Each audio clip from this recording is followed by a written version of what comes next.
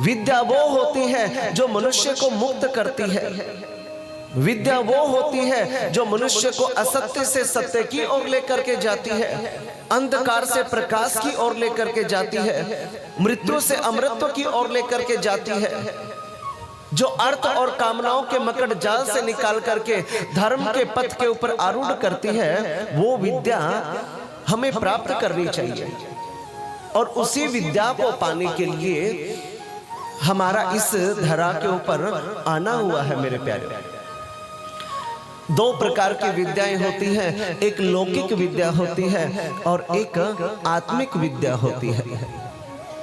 लौकिक विद्या तो केवल आपको लौकिक सुखों के आसन पर बिठा सकती है। आप अनेक विषयों का अध्ययन करके अनेक प्रकार की डिग्रियां आप पा लेते हैं। वो डिग्रियां केवल आपका भरण पोषण कर सकती है, आपका पेट भर सकती है, उससे अधिक और ज्यादा बेनिफिट कोई लाभ नहीं होने वाला।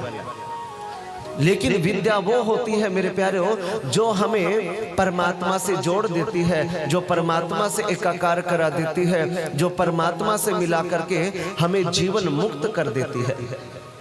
उस विद्या को हमें अवश्य ही प्राप्त करना चाहिए।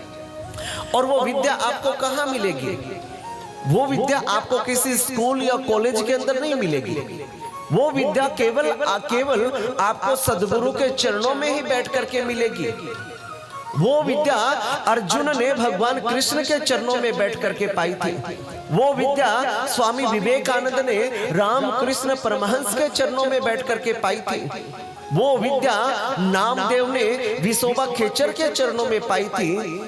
और वो विद्या हमने अपने सद्गुरु के चरणों में बैठ करके पाई थी। मेरे प्यारों, वो विद्या यदि एक बार आपने जान ली, यदि आपने उसको आत्मसात कर लिया, यदि आपने हृदयगम कर लिया, तो समझ लेना आपने सब कुछ पा लिया, सब कुछ अर्जित कर लिया, कुछ भी पाना शेष नहीं बचेगा।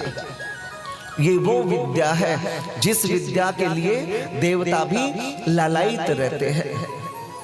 उस विद्या को हमें सद्गुरु के चरणों में बैठ करके अर्जित करना चाहिए।